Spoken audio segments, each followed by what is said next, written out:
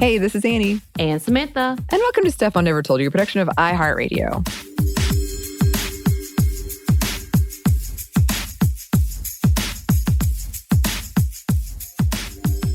So before we get into this one, quick content warning.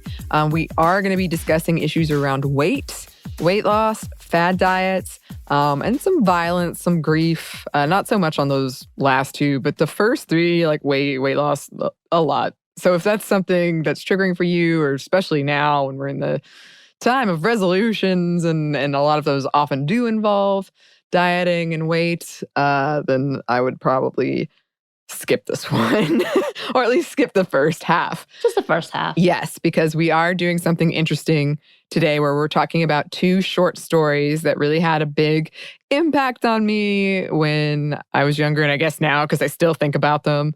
And we'll talk more about that in a second. But Samantha, do you have any short stories that you read in high school or just when you were younger that really stuck with you? Yeah, the ones that traumatized me were the ones that I remember the most. A Rose for Emily, I told you about, which is the William Faulkner one. That I was like, what is this? And then A Good Man is Hard to Find, which is the Flannery O'Connor. And I've actually really went through all of her short collection because she's a Georgia person, and so I felt like I needed to connect. And I love Southern Gothic. Like that is probably some of my favorite genre books. Like Flannery O'Connor, she's okay and all, but Carson McCullers was my person, and love her stories. So things like that really got into it. But those were the ones that pierced my brain the most. To like, what is happening? Why did I read this? Why? Like that's typically, and I guess it's probably a sign of a great book. And that's the same thing I've always said is like, yes, I hate them, but they're amazing writers because they are the worst for putting this in my head and I can't let it go. So those two short stories stick with me the most from high school.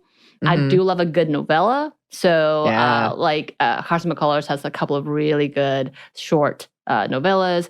I also read Of Mice and Men in middle school and cried for 3 days. Thank you very much. But I do love Steinbeck as well, who is not necessarily Southern Gothic, but was kind of in that time frame. So those are the stories that I remember. Yeah. Yeah, I was thinking about this because today we're talking about one that I imagine most of you haven't heard of called Lose Now, Pay Later. I've never heard of the story. Me and my friends, we read it in 9th grade, I think, and we still talk about it. And then we're talking about Neil Gaiman's The Problem of Susan, excuse me. And I do think it's really fascinating that there were a lot of literature stories that I read, short stories I read in literature class that they stuck out to me, and I remember them to this day. And when I was in 10th grade, we did a whole section on religious stories from around the world, and that actually had a huge impact on me and because I grew up very religious, but I was kind of stepping away, and that was part of that, where I was like, this story is essentially the same as Noah's Ark. And it was written way earlier. And I was being very logical about it and annoying about it. But yeah, and then there was another story that I still think of to this day. I can't remember any of the details other than the main character was kind of he was a male teenager, and he was kind of a jerk. And he kind of went out and did all this stuff and cut his family out and really left them burnt. And then he went through all of this trauma, and he came back, and the family just accepted him, and they were so happy to see him again. And I just remember, for some reason, that really stuck with me. Another one, Harrison Bergeron, which was written by Kurt Vonnegut in 1961. I reread it. It's really short, just kind of because I found it online when I was doing the research for this. And it's got a lot of interesting stuff in there. That might be maybe we'll come back if we ever do another short story thing again. I will say Kurt Vonnegut's short stories are so different from his novels that it threw me when I first read it, because I was expecting one thing, but I loved it. I was like, wait, it was almost reminiscent of Truman Capote and his short stories as well, that I was like, wait, what? But I know that's not the case necessarily, because they're very different styles. It's very beautiful in each of its way. But I really enjoyed his short stories. It did go more into that literary world that I knew, because I'm not a big sci-fi fan. And Honestly, I don't think Hart Vonnegut is super sci-fi. He does have that futuristic vibe to everything he does. And that's why I think I like his stuff. And I think he's hilarious. But his actual short stories are very reminiscent to the literary works, to me, of Truman Capote's like kind of very lyrical way. But don't get me started. You got me started. I want to get you started. Oh my gosh. It was so beautiful. Fun. Yeah, no, I really enjoyed it. I'm glad I reread it. And yeah, there's just a lot of stuff we could talk about now, especially in our modern context, because it is very fascinating to me to read a story that's set in the future when we're kind of approaching that date. It's like, well, where are we when it comes to that? Which is a good segue into the first story we're going to read. Well, not read, that we read and we're going to talk about, which you can find for free online. And it is called Lose Now, Pay Later. So yes, I did. I read this in 9th grade literature. It's by Carol Farley. I think it was published in 1991, but it was surprisingly hard to track down. I guess it's just like me and my friend group that remember this story so well. I like it. Yeah, it's definitely got some language we get in trouble for using on this podcast, like crazy and dumb in it. And I couldn't find too much about the author, but here's hoping she isn't a terrible human being. But me and my friends, we talk about the story pretty frequently. And since it's all about fad diets gone really, really wrong, we thought it was sort of appropriate for all this New Year, New You messaging. And let's get into the plot. So it is about two girls, Deb and Trinja, and I'm guessing on how to pronounce that. It's Trinja. And they encounter this news store at a mall selling something called Swoodies. And this is another reason I think it's 1991 is probably correct, because it feels very 90s to me. So the shop sounds like the fanciest frozen yogurt shop you've ever heard of. And yeah, it reminds me of the Froyo trend, which was taking off in the 1990s in America. So very bright, very clean, but no employees in sight. There's a sign inside the shop that reads, "Sweets plus goodies equals Swoodies." I'm pronouncing it Swoodies, but I guess it would be Swoodies? I'm saying Swoodies. I'm sticking with it. Swoodies came in a variety of flavors: peanut butter crunch, butter rum pecan, coconut almond marshmallow, and chocolate nut mint. And best of all, they were free. I feel like those flavors are very adult flavors, because as a kid, I would never go for the coconut almond. I'd be like, what? What is this? I might, but it would be for the coconut and not the almond, if that makes sense. Right. I really love coconut. So like butter fudge crunch, even though that sounds like it would be a lot more child-friendly, but whatever. So Deb, the narrator, is suspicious, a little on edge about how bright and empty the store is, and doubtful that they are truly free. Trinja is really excited about it, though. So Deb mentions she's on a diet and is therefore always thinking about food. The smell lures them in, and they try some from the automated machine that dispenses a chocolate-covered cone and then a swirl of something with a similar consistency to a soft serve, which, by the way, I still can't quite grasp this. By all accounts, they're delicious, and the pair try every flavor before leaving.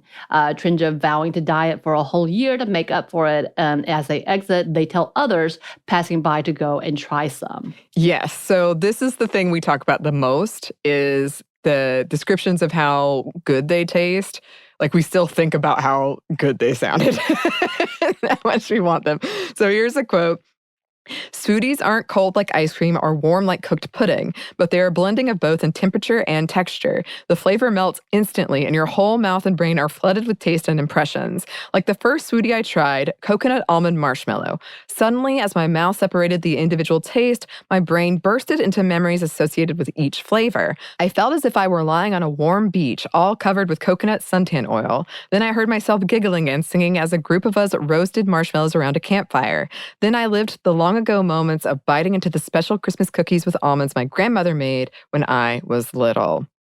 And that's something we have talked about, is this kind of nostalgia of food and how powerful that can be. So yeah, Swoodies take off. And despite achieving widespread popularity, the product remains free. People are so excited about Swoodies that nobody really asked any questions about it. Someone was paying the rent, and the product was determined to be safe for human consumption. People lined up to get their hands on some Swoodies, and the machines never seem to run out. And everyone who partakes starts to gain weight. Trinja and Deb complain about it, knowing the Swoodies are to blame, leading Deb to ask aloud, if only there was some easy way to eat all the Swoodies we want and still not gain any weight. Well, ask and you shall receive. Deb almost immediately notices a new fixture in the mall parking lot, a tall, white telephone booth-sized box. A flashing light next to it reads, the Slimmer. And a thin, tan, short woman with a, quote, strange-sounding voice is standing outside of it, telling the girls that it is a machine to make you slimmer, and that if they step inside, they'll lose unwanted fat. Deb is taken aback at this woman's confidence, knowing that, quote, in the old days, people believed they could lose weight quickly, but in 2041, they weren't that gullible. They knew fad diets don't work, and that's that. The woman explains that it is a new process and that instant removal of fat costs 25 yen per pound. Was this supposed to be based in China? Or no, so Japan. So I think because of the time it was written, Japan was a big economic power, and that's actually one of the reasons we see so many damaging stereotypes, Asian stereotypes in 80s, 90s movies, was to kind of combat that. So I think because of when this was written, she was imagining that in the future, Japan was the power. That's so Vonnegut. Yeah. I mean, he also thought that way too. I think that it was more China at that point in his books, but that they would be in power in future, which maybe they're not wrong. Though they are both dubious, the woman's confidence convinces Deb to give it a go, digging up 130 yen. Literally, they just say, "Well, I mean, how much money do you have?" And the woman pushes them, takes the money and pushes them in. And the woman pushes Deb inside the booth, slams the door behind her. There's a humming sound, and before Deb can scream, Trinja opens the door, yelling at the woman when she says that 5 pounds are gone. In a daze, Deb says her jeans feel loose, but Trinja says it's all in her imagination. However, when Deb weighs herself, it turns out to be true. So, yes. Excited, the girls scrounge up as much money as they can and head back to the mall. The woman reveals for every 10 pounds you lose, because, Trinja did more than just 5. She has to prick your wrist, leaving behind a tiny little mark for, quote, safety reasons. And the girls are so relieved at the weight loss and the prospect of never having to diet again, they accept this without question. Yes. And soon after, Slimmers start appearing all over the world, right next to Swoodies stores. Everyone loves them, and the population at large gets skinnier. Some people have 4 or 5 pinpricks around their wrist, but no one really understands how the machines work. The machine attendants, who are all just kind of slightly off, will explain it, but it's too technical to really understand. And in the words of Trinja, people really didn't care how they worked because it meant they could eat Swoodies all day long and not gain an ounce, and that's what mattered. Everyone seems to love Swoodies and Slimmers, except for Deb's 10-year-old brother, Trevor. He theorizes that they are the plot of aliens from outer space who are plumping people up with Swoodies and then harvesting the fat collected from Slimmers for fuel, and that once the dots circle someone's wrist completely, they will be cold, their fat content no longer of value. Of course, Deb and Trinja dismiss him, Deb thinking, quote, humans would never sacrifice their freedom and dignity just so they could eat and still be thin. Even aliens ought to know that. I could quit eating Swoodies and using those Slimmers anytime I want, but all those little blue marks Trinja and I have are beginning to look like delicate tattooed bracelets, and we both think they look really neat on our wrist. Ooh. And that's the end. Yeah, so it was interesting to reread this because it's been, 2 decades almost since I'd read it. And I couldn't find it. And one night I just was determined to find it. And I think I texted you about it then. I was like, we got to talk about this. But one thing in there I kind of wanted to talk about, because mall culture is kind of dying, has been dying. But when I was growing up, this was a thing. You go to the mall, you'd get your frozen yogurt or whatever it was, and there's just so much. The pretzels are so good. I got the pretzels. Yes, I know exactly what you're talking about. I love them too. Oh yeah, and you would kind of hang out with your friends and do this.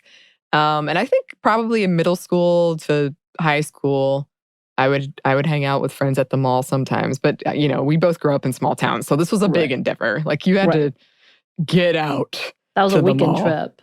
Yeah, it was like at least an hour away to get to a mall. But I do think throughout this, and even we just see it everywhere, is this kind of fad diet idea, this diet culture thing, this fat phobia of people wanting to eat these delicious sounding things, but not wanting to gain any weight from it. And I don't think I've ever done a fad diet per se, but I've dieted. I've definitely done some extreme dieting. Right. I would think that I did not do many fad diets because that took too much discipline, and I didn't have that. Meaning like whatever, the Whole30, I think existed. And I know Atkins was a huge thing when I was in college. And so people were all about it. And I was like, there's no way only eating meat is healthy for you. There's no way. Yeah. But again, like I was like, whatever, people do what they need to do. I'm not gonna push or judge or anything, but I could not do it. But I was all about the calorie counting. Like, that is something that I have been really dangerously obsessed with, like keeping underneath a certain amount. And that's my obsession, was that, instead of just necessarily like, and I guess calorie counting is a fad of itself, like kind of a trend in itself, tactic. But yeah, like it's a whole level of like, okay, this level of obsession, there's something to be concerned about. Yeah, I was the same. And I think I told you, for a while I was using an app to keep track, and the app actually sent me a message and it said, if this is true, this is dangerous. Right. Yeah, this is so pervasive, and we've talked about it a lot, but especially for younger girls who are kind of observing through perhaps our moms or other people in our lives or entertainment. Like maybe we're not directly getting the messages, which we usually are, but there's also just this underlying everywhere you look or everything you hear that you should look this way. And I think for me, it's still hard to just enjoy something, to just enjoy. Like if I had a Swoodie, I would be thinking like the whole day, like guilt, I'd be feeling guilty. And like, how can I counteract that? Which is just not a fun... I'm not saying you shouldn't be aware of what you're putting in your body, but I think it goes beyond that. It goes to, you can't have anything without feeling guilty about it, to be honest. Right. Yeah. And sort of that whole idea at the end of, where they say, we would never give up everything just to look this way. And kind of, I've been thinking about that in terms of what we talked about recently with the pandemic and health, and how you and I were saying, like, we know we're going to pay for this. Just like the title of the story is like, we know I'm not going into the dentist. I need to go to the dentist. Right. I'm going to pay for this later. But kind of that putting off of, right now, I would rather look this way and I will deal with the impacts later, which is very not eating disorder territory. Yeah. And then another big theme throughout this is sort of the whole idea, if it sounds too good to be true, it probably is. Right.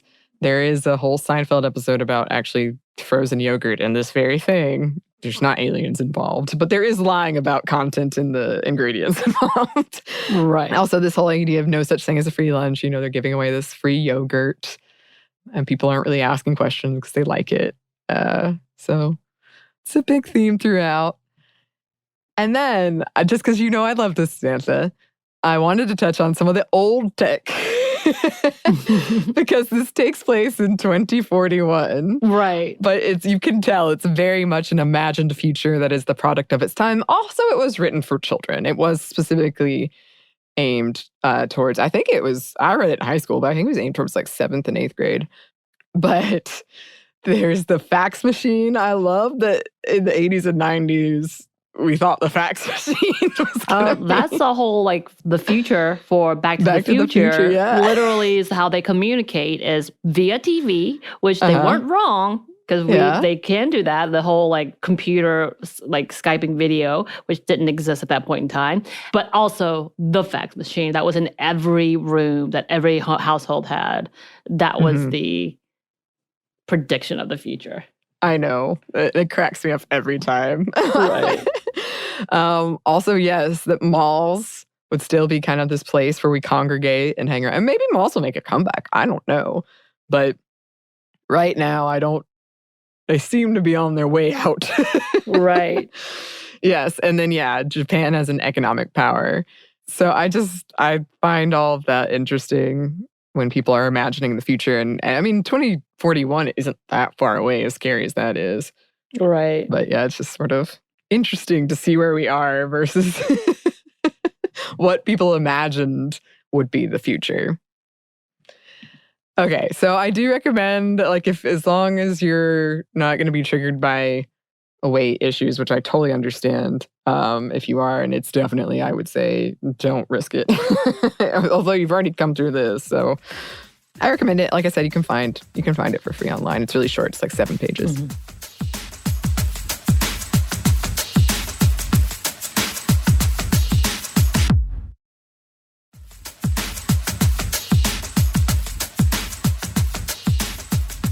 But moving on, let's talk about The Problem of Susan, which is a Neil Gaiman short story you can also find online for free.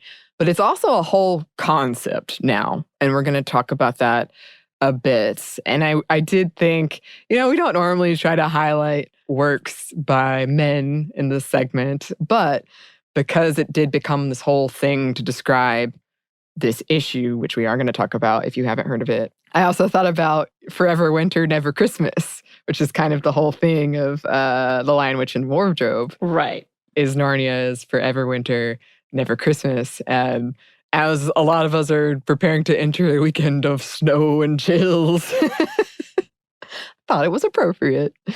So, did you ever read The Chronicles of Narnia, Samantha? Oh, yeah. I actually had the old school version of it, where it begins with The Lion, the Witch, and the Wardrobe, with all of the 60s drawings and its glory.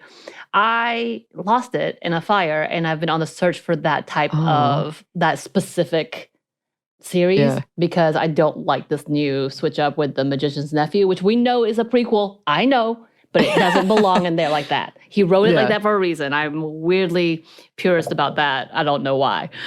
Unnecessarily so. But I really have been trying to find the old school versions of it because I really loved those books. And it wasn't until you brought this back up that I forgot the last battle. I completely forgot what happened.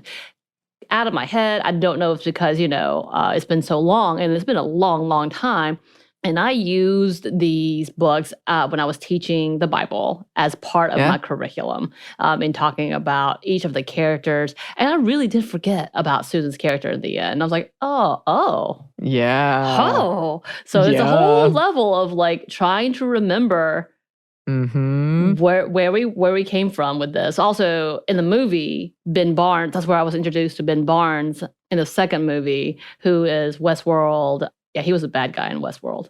Oh. Yeah, and then he was in several other movies, and he's in several other shows that I absolutely love. He's in one of the Marvel ones. Is it Iron Fist? I think he's in Iron Fist, which is forgettable. But any of those things, I can't remember. But I loved Ben Barnes, and I think he's fantastic. But I remember them trying to pair him and Susan up. I was like, ew. Yeah. He's 20 years older than her. Stop this. But anyway, that's a sidetracking of all of Chronicles of Narnia. But yes, I loved it. I loved C.S. Lewis during that time in my wondering, because he also wasn't as a big snob as Tolkien. I'm sorry. When it comes to English literature, I know people are very, very like purist in that mode too. And so therefore I felt like he was a little more open. Do I agree? Like thinking back on it now, I'm like, oh, I have a whole different perspective. But yeah. Yeah. Books meant a lot to me at that point in time. Yeah. I loved them when I was a kid. I loved, there was an animated Lion, Witch, and the Wardrobe I loved. And I went through such an intense period of loving them that I actually wrote fan fiction for it. Of course you did. Yeah. But I mean, it's kind of rare. There are things that I love more than I loved that I never wrote fan fiction for. But I wrote fan fiction for it. Yeah. And that's pretty indicative of how much I loved it. If in case anyone doesn't know what we're talking about, I'm going to explain it more in a second. But depending on when you bought, these are a book series of 7 books. I bought them at the time when The Magician's Nephew was the first in the series. But for people before me, Lion, Witch, and the Wardrobe came first. So if you're confused by that, I loved it. And then I just got so weird about religion, and then I kind of just turned away. But I do remember them pretty well. And we're gonna get into all of this. But okay, for anyone who doesn't know, The Chronicles of Narnia is, yes, a 7-book series written by C.S. Lewis, first published in 1950 through 1956. And there have since been animated and live adaptations for the screen. We're not going to go too deeply into the plot. Weirdly enough, you can check out the Savor podcast that I do. We did an episode on fictional foods of Narnia for more information. We really talked about... So what is Turkish Delight then? Tell me that, because I have a weird picture in my head, and then when someone told me what it was, I was like, wait, what? Yeah, so it's kind of a gelatin-based, it's usually lightly sweet with like rose, and it's got some sugar on top, but it's sort of a gelatin light dessert. Yeah. Now, that being said, a lot of people have said it represents drugs. Drugs, in cocaine. this case. Yeah. Yes, because it is something that the witch gives out to Edmund in particular in this case to kind of get him hooked. Anyway, I love anybody who doesn't know what we're talking about must be, what is going on here? There's so many. There is literal Christian workbooks that go along with these series to talk about and analyze the depth of the pretty much the origin story. So it's kind of like saying this is taking Genesis into a modern day tale, which is also why Tolkien didn't like it. He was like, you're being too obvious and over the top. Right. Back to. Right, which we'll touch on in a second more a little bit. But okay, despite the fact that Lewis, who, yes, wrote a lot about religion, was adamant these books weren't an allegory, a religious allegory in specific. They have often been interpreted through a religious lens, with Narnia being heaven and Aslan being God and or Jesus. There's even a whole magic apple temptation thing that goes on. Yeah, there's a lot we could get into, but that would be a different podcast. So for our purposes, we're focusing on the Pevensey children, Peter, Susan, Edmund, and Lucy, who have adventures and become royalty in Narnia. However, as Susan grows older, she is, quote, no longer a friend of Narnia, aka for a lot of people, heaven, even though, yes, Lewis disputed this and said perhaps one day Susan could find her way. She's the second oldest. She's the oldest daughter of this group. But so why is she no longer a friend of Narnia? Here we go. Here's the whole exchange from the book The Last Battle, which is the final book. My sister Susan, answered Peter shortly and gravely, is no longer a friend of Narnia. Yes, said Eustace, and whenever you try to get her to come and talk about Narnia or do anything about Narnia, she says, what wonderful memories you have. Fancy you're still thinking about all those funny games we used to play when we were children. Oh, Susan, said Jill. She's interested in nothing nowadays except nylons and lipstick and invitations. She always was a jolly sight too keen on being grown up. Grown up indeed, said the Lady Polly. I wish you would grow up. She wasted all her school time wanting to be the age she is now, and she'll waste all the rest of her life trying to stay that age. Her whole idea is to race on to the silliest times of one's life as quick as she can and then stop there as long as she can. Yep. And that's pretty much it. That's pretty much the attitude about her from everyone, her family and friends. Notably, Lucy doesn't say anything during this exchange. Aslan doesn't say anything during this exchange. Right. I find it, again, we'll come back to it, but in my mind, at the very first book, she was already too grown as well, and they accuse her of that from jump.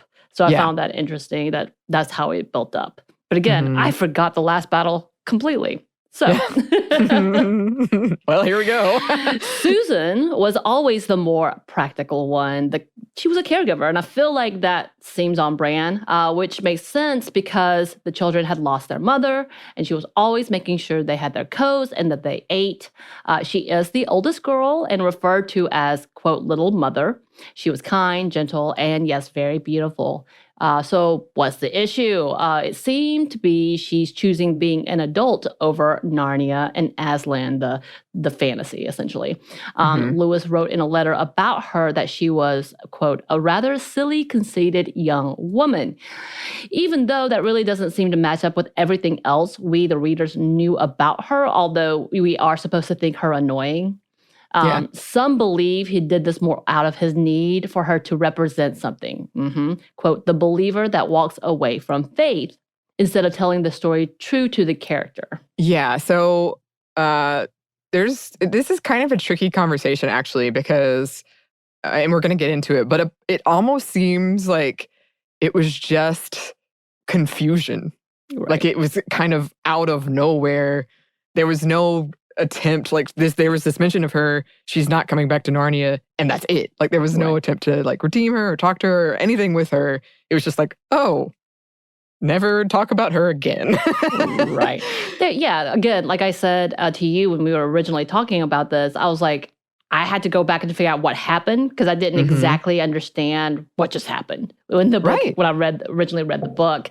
And to the point, and we're going to talk about more about this later, I know, but this was during the time that Passion and Purity was big. I don't know if you know this book, Anney. No. I'm so sorry. I'm very critical. I'm so sorry for the religious listeners if you're offended by this, but I will say it brought me a lot of pain, this one book that talks about a woman's place in religion. It is very stereotypical in some of the things that I get what they're saying, but at the same time could be really damaging to women. We talked about this during our purity episode, but I think that was what Susan represented as being anti-Christian woman.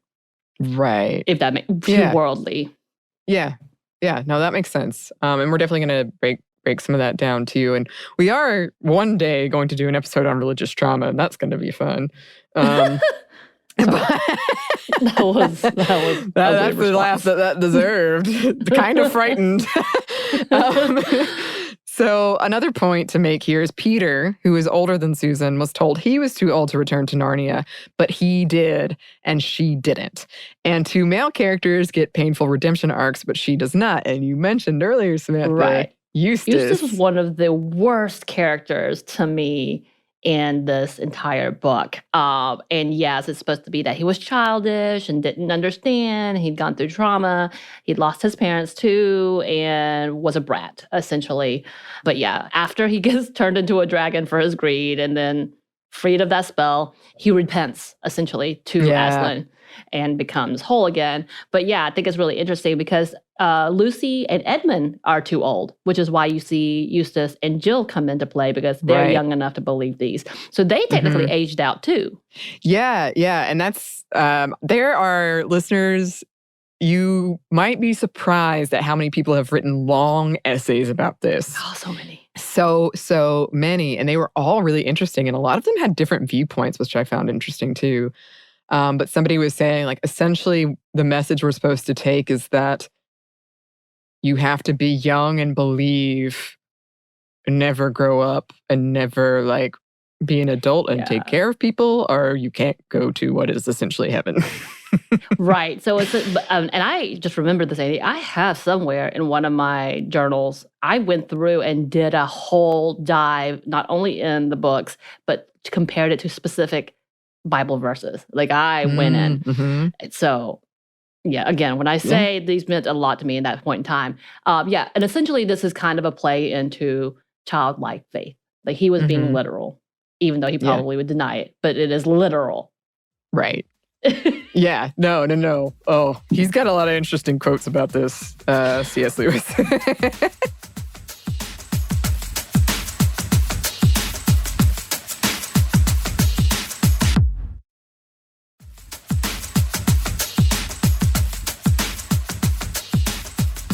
But okay, going back to what you were saying about, the good Christian woman, I think a lot of folks thought that this whole sort of writing out of Susan was more that she had become shallow. But a lot of people point out, and I think we should point out, that the things that are listed are feminine things, patriarchal feminine things put onto Susan, who has been told she needs to be an adult and take care of her siblings. And I think for a long time, my interpretation was that too, before I kind of got more nuanced as I grow up. But as a kid, I was like, oh, she wants to grow up. That's so gross. Like, so shallow. She could go to Narnia and be having fun, but instead she wants to do this. But it is very feminized. Like, we can't turn away from the fact that it is, purposely or not, that is very feminized, the things he lists. Right. But also, these are things that he lists when women want to feel good about themselves. The lipstick, the stockings are very specific during a time where you're supposed to be natural and cowering. And so that was too bold of her to be. So I feel like that's, to this day, that would be listed as a good godly character to dress up for your man, only for your man, obviously. Or for your, it is man. This is very also heteronormative in this idea. But that fact, at that point in time, that was even too much. And that was being too loud, essentially, too proud of what you look like. And so for women to be that at that point in time was a sin. And so you see that turn like, Yeah. And I mean, I think, in case we didn't make it clear, she's a teenager. I think she might be 20. I think she's early 20, like getting at past school a little bit. When this happens. So, I mean, it's just kind of a natural phase for women, but it does feel like when you're reading it, like, oh, wow, she can't go to heaven because she did this. Okay. She liked lipstick. Yeah. And as we said already, C.S. Lewis, he denies this, but also says she has time to repent. Like, it's not over for her, but also it is for us because no one else wrote that story. We can imagine it. We can write the fan fiction if we want. But, well, speaking of, okay, all of this discussion around this character led to Neil Gaiman writing The Problem of Susan in 2004. And the phrase has, become sort of a catch-all to describe feminist and literary investigation into this character, which, as I said, there's a lot. And it's actually really interesting. I recommend going to look into it more. But this whole thing was later turned into a comic. Both are fairly graphic in terms of violence and sex and sexual violence. So just asterisk that if that's not something you're into. You can definitely read about it and not have to read the whole thing, which is also very short. So the plot centers on Professor Hastings, an older woman who strongly resembles Susan, who lost her family in a train crash, which is how the last battle ended. Susan loses her family in a train crash. It opens with her dreaming that she is with her siblings on a battlefield surrounded by the bodies of dead creatures. Later that day, she is interviewed by a student named Greta, who is doing a profile on Hastings for the Literary Chronicle. Hastings is an author known for her work, A Quest for the Meanings in Children's Fiction. The two are discussing the history of children's fiction and famous examples when Greta realizes that Hastings lost her entire family in a train accident and says, just like Susan. And she tells Hastings how much that bothered her as a kid, so much so that she spoke to her teacher about it. And the teacher told her Susan still had time to repent, not believing, and the sin of Eve. So that was what the teacher kind of said was her sin, was not believing. Also, that whole thing with Eve. That we talked about being a woman, yes. Yeah. So all of this prompts Greta to say, there must have been something else wrong with Susan, something they didn't tell us. Otherwise, she wouldn't have been damned like that, denied the heaven of further up and further in. Hastings says that she doubted Susan had time for lipstick and nylons after her whole family died, and that, quote, I don't know about the girl in the books, but remaining behind would have also meant that she was able to identify her brothers and her little sister's bodies. There were a lot of people dead in that crash. I was taken to a nearby school. It was the first day of term, and they had taken the bodies there. My older brother looked okay, like he was asleep. The other two were a bit messier. I remember looking at them and thinking, what if I'm wrong? What if it's not him after all? My younger brother was decapitated, you know. A God who would punish me for liking nylons and parties by making me walk through that school dining room with the flies to identify Ed, well, he's enjoying himself a bit too much, isn't he? Like a cat getting the last ounce of enjoyment out of a mouse. Right, which is how the story begins, by the way. Yep. Hastings cuts the interview short, and that night sleeps in her childhood bed looking through old photos. She notices children's books on the bedside tables and knows she's dreaming because she's never kept these kinds of books around. The one on top of the pile shows two girls weaving daisies into a lion's mane. Meanwhile, Greta dreams that she is on the same battlefield, and Aslan and the witch have come to an agreement. She will take the boys, and he will take the girls. She understands what must have happened, and she runs, but the beast is upon her before she is covered a dozen paces. The lion eats all of her except her head. Well, this is all in her dream, and he leaves the head in one of her hands, just like the house cat at the beginning of the story leaves parts of a mouse it has no desire for later or as a gift. Again, referencing how Susan found a mouse at the doormat at the beginning of the story. Yeah. So a lot of that was quote, Greta watches, unable to shut her eyes as her brothers are transformed into monsters, and then, quote, the great beast ate her little sister more slowly, and it seemed to her with more relish and pleasure than it had eaten her. But then her little sister had always been its favorite. Then the witch disrobes and the lion tongues her, and they have sex, making Greta / Susan kind of in this dream, watch before finally eating her head. Greta wakes up thinking it's true that Susan didn't die, that this whole thing actually happened. And then here's another quote.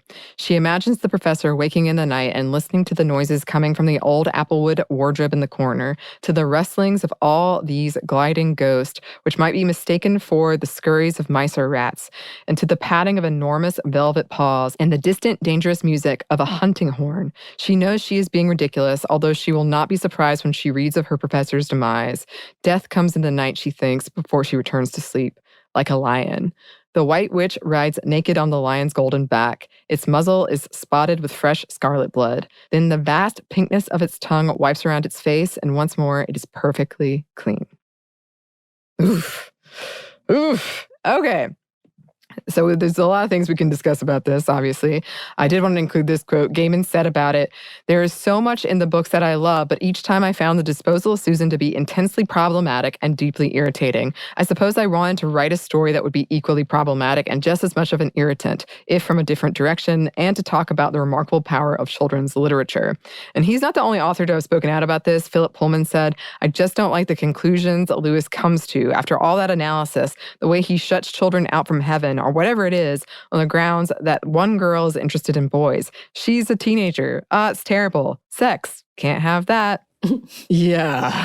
Oh, yeah. Okay. So yeah, I'm so excited that you know a lot about this, Samantha, and I got some background, and we have kind of how did it impact us.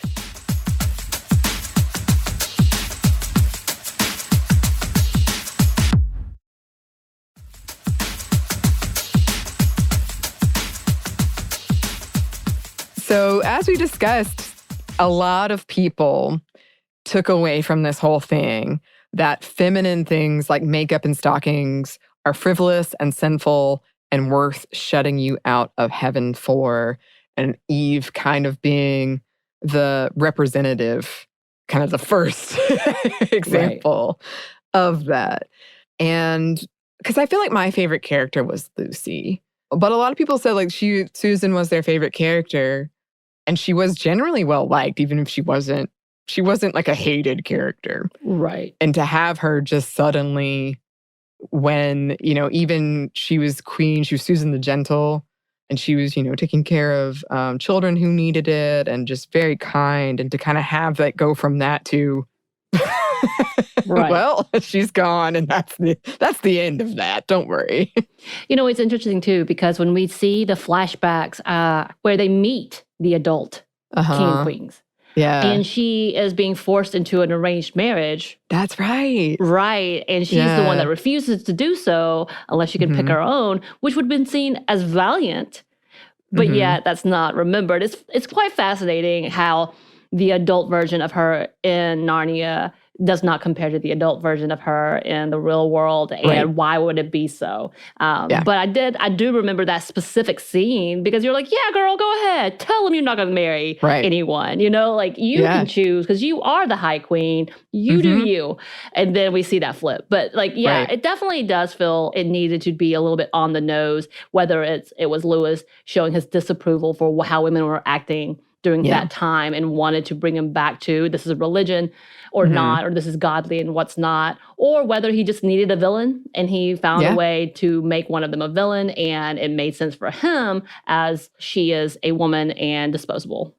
Yeah, well, I'm glad you brought that up because somebody wrote a really interesting essay about kind of that idea where the author was saying there's sort of a funny thing happening here that Gaiman comments on directly is that we are really interpreting, like as the audience, interpreting it in a way that perhaps he didn't mean it, but it doesn't change the fact we're interpreting it that way.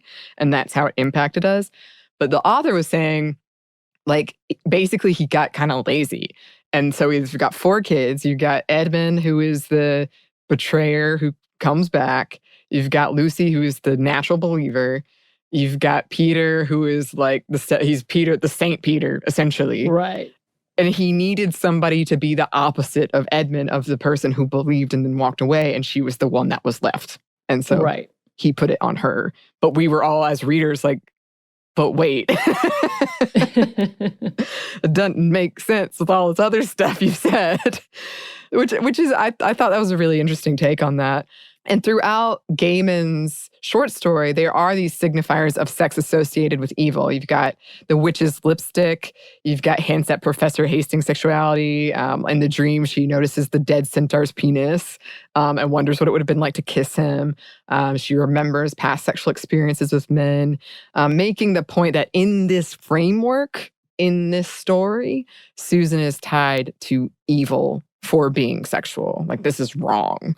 There's also throughout the frivolous desire for youth, quote, there are things about herself that the professor despises. Her smell, for example. She smells like her grandmother smelled, like old women smell. And for this, she cannot forgive herself. So on waking, she bathes in scented water and naked and towel dried, dabs several drops of Chanel toilet water beneath her arms and on her neck. And that's kind of like in there too of, I guess it feels like a contrast between she wanted to be an adult, that kind of narrative. She always wanted to be an adult. And now that she is one, she's also kind of punishing herself and being societally punished for being an older woman. Right. Yeah. There's also, I just want to put this in here because it stuck out to me, how she thought she was old when she, quote, lost what was left of her virginity at 20, which I think probably a lot of us can identify with. Of thinking that's old, and then when you get older, thinking, oh no, that was so young. yeah. That you were ready. Exactly. She also, Hastings thinks about how young Greta looks. Another interesting take I read was this kind of idea that, like, God, the patriarchy comes for us all, that if God, in the context of literature, is the creation of man, and in this particular case it is, if we're saying, like, Aslan is the godlike figure, and C.S. Lewis is a man of his time that wrote it, then it stands to reason that he is a part of the patriarchy. So this whole idea of, like, the god, in this case Aslan, punishing Susan for being feminine or not fitting into whatever rules of this patriarchy, I thought that was an interesting take as well.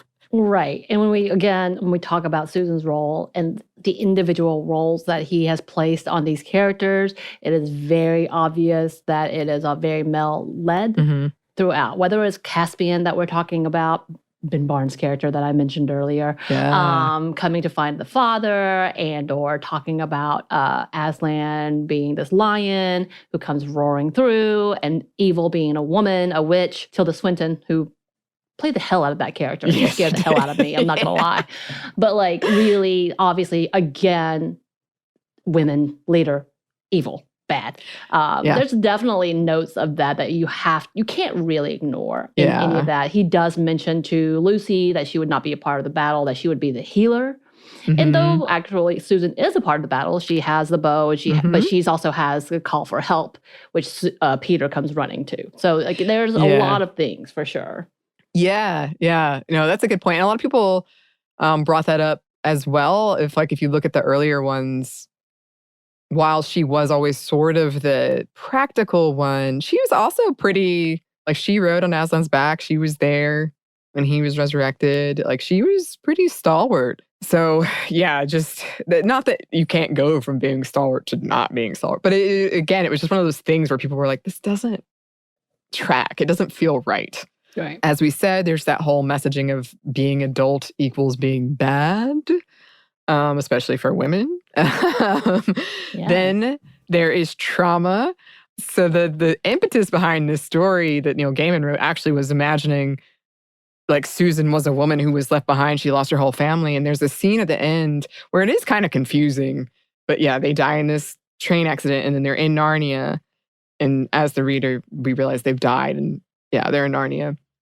And, they're happy and embracing and all this stuff. And Susan really she's not mentioned. So she was just left behind and she's going to deal with this aftermath. And some people were really hurt that there wasn't even a thought of her. There wasn't even like, oh, wow, that must suck. Exactly. But if we're looking at a Christian perspective of heaven, that's the intent, is that you will forget that trauma. And if she is that trauma, part of that trauma, you don't remember her. Like that is the joy of heaven. Because honestly, that's one of the things that didn't track with me. I was really hurt by the idea that I would forget everyone if I go to heaven. And that is kind of that narrative that you forget everyone. And again, I'm not going to go into the religious back and forth about religious trauma, which I laughed about earlier because I was like, there's a lot there. But that is one of the thoughts is, and I think this is why I'm so confused because I'm still too connected to, well, something bad happened. Right. That translated into something amazing happening.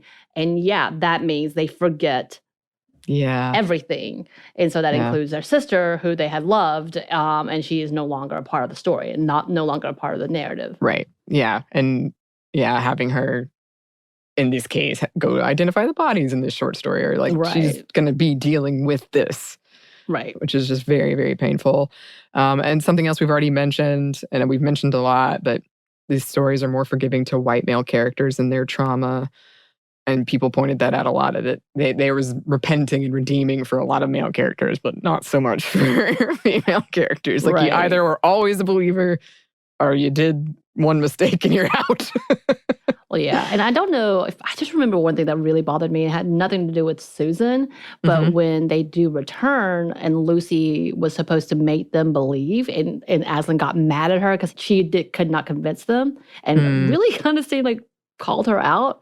And again, this is kind of that trauma, religious trauma, that whether C.S. Lewis meant to do it, whether it was just something that was like supposed to be storytelling, but it's very true. Like this guilt on Christians in general. Why didn't you convert them? You're partially damning them to hell because you could not convince them. Right. Yeah. I will never forget one time when I was in 7th grade, my algebra teacher told me, it's like I'm watching you walk off a cliff and I just want to save you. And I was like, I had that done at my workplace when I was at DJJ. And she was just like, I love you so much. I don't want this for you. And I looked at it, I was like, I know what you're doing. And it's sweet. And I know you mean this love, but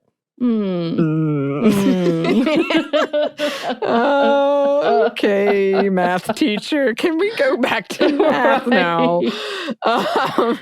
And then really briefly to close this up, because I find this so interesting. Legitimately, I find this interesting. A lot of people did make this argument of kind of a distinction between what C.S. Lewis meant and what he said he meant versus what we interpreted, and how much it matters or shouldn't matter. I think another interesting point somebody made is, unless you went and like researched this and looked up the letters he wrote specifically about Susan that people wrote in about him, I'm like, why did you do this? And he would respond, you wouldn't know his response. We only have the books, really, unless you go beyond that.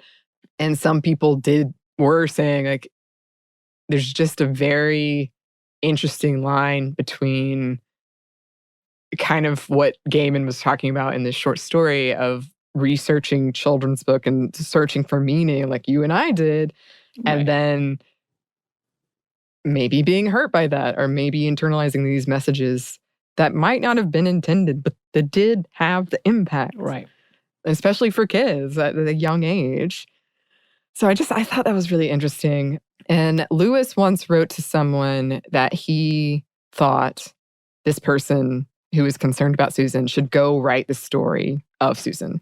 Was he being smart aleck? I don't think so. He might have been. He said it was like older. He liked children's literature. That was more of an adult thing. But a lot of people did say this was what was missing. We needed the story of Susan after this. Like if you're just going to write her out, we needed something. And that's why we're still talking about it today. That's why there's a whole thing called The Problem he did of a Susan. prequel. He could do a post. Yeah. Well, maybe it's time. Well, not Samantha. anymore. Not anymore. Yeah, not anymore. But you and I could get in on this. Actually, we probably could. Lawyers and stuff. But this is what fan fiction is for. Right. But yeah, this was a fun conversation. I'm glad we had it. I think we could return to it another date. Oh, yeah. Yeah, absolutely. I think especially when it comes to like religious fiction and women and the connotations, because I read many religious romance novels. And let me tell you, the amount of marital discourse and what women were supposed to do and be, man, that's traumatizing in itself. I even read one book where she was raped, got left by her pastor husband, but she was accepted by another godly man, so she's okay. Girl. Oh, wow. Yeah. All right. Well, we'll come back to it. And I thought it was something at the time. Coming back to now and being like, oh my God, what was I thinking? Yeah. I mean, that's kind of what we're talking about. Why did somebody say it's like we're searching for meaning, or meaning wasn't there, but we made it then? But because of the product of their time and how we're raised and how it was written, who can blame us? Who can blame us? Okay, well, we've talked a lot about this. I love it. So, listeners, if you have any short stories or any books to recommend to us for this, or any recommendations at all, we love to get them. You can email us at stuffmediamomstuff@iheartmedia.com. You can find us on Twitter at momstuffpodcast, or on Instagram at Stuff Mom Never Told You. Thanks as always to our super producer, Christina. The best. Oh, yes. And thanks to you for listening. Stuff Mom Never Told You is a production of iHeartRadio. For more podcasts from iHeartRadio, visit the iHeartRadio app, Apple Podcasts, or wherever you listen to your favorite shows.